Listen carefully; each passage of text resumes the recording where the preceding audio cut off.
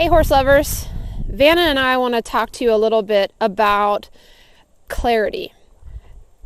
So much of what we do with horses gets done by just using enough pressure to move their body. But what you might find a bit more interesting and help your horse enjoy the interaction more is if you could get it done via communication, right? I can easily pull her head this way, push her head that way, move her feet backwards. I'm sorry, darling. And you can see that that type of getting things done is not very likely to instill in her a sense of delight when it comes to the conversation that we're having. And a lot of folks feel like that if they use just enough pressure to move their body, that somehow that is less harsh than if I actually use enough pressure to affect her mentally. All right, so before I can use pressure to affect her mind, I first have to teach her what pressure means. During that stage of development where I'm teaching her what pressure means, I probably am just going to move her body around with pressure. There's nothing wrong with that. It's just not the end goal. The end goal is harmony. And in harmony, we have an interaction that's pleasing to us both. So if I'm just pushing and pulling her around with pressure, that might be pleasing to me because I'm getting something done, but it's not very likely to be very pleasing to her. Especially the more self-confident your horse is, the less they're tolerant they're going to be of that style of getting things done. Okay, so I'm going to talk to you about that concept through a task that I like to teach that helps horses learn to be able to move around me in a circle or even arcs, but keep their nose pointed at me. Okay, that helps to instill connection as a habit. Like, she's distracted by the environment right now. It's just I haven't given her any reason to be interested in what I have to say. So here's what we're going to do. What I want her to do is I'm going to ask her to go sideways around me while I stand in one spot right here. So there'll be, sort of a circle happening, but she's going to go sideways. I want her nose to stay pointed at me and her shoulder to be the part of her body that's leading the way sideways. Okay. The word I'm going to use for sideways to tell her that that's what I want is I'm just going to move my stick out to the side. In order for that to work, it means then I can only put my stick out to the side when I mean for her to go sideways, okay? Otherwise, the stick needs to stay close to me. If I keep putting the stick out to the side and I don't want it to mean go sideways, it'll be less effective at meaning go sideways, okay? So you got to keep the word the same.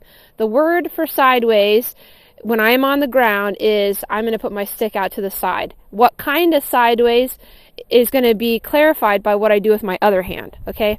So in this case, I'm just going to hold the halter, okay? So if I hold the halter and I don't do anything with the stick, that means don't do anything, but keep your nose here, right? Stay in the halter. That's what she needs to do with what I'm saying with the halter. So right there, she wanted to leave the halter. Me and this halter staying right here, okay? Now, if I want her to go sideways, I'm going to take my stick and tip it out to the side. See how nice that is? I don't have to push her with pressure because she understands what the word means. And then when I put the stick back at my side, that means you can stop going sideways now. I'm no longer asking her to go sideways. Okay? Now, the way that happens is, first of all, I have to be 100% consistent. No matter what, I have to be aware and pay attention to whether or not my stick is away from my body. Just a good girl.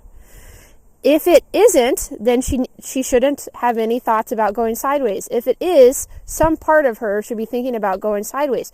And there's all kinds of ways that I can use that then. I can use it on a circle, right? I can cause then leg yield on a circle to help develop connection to me.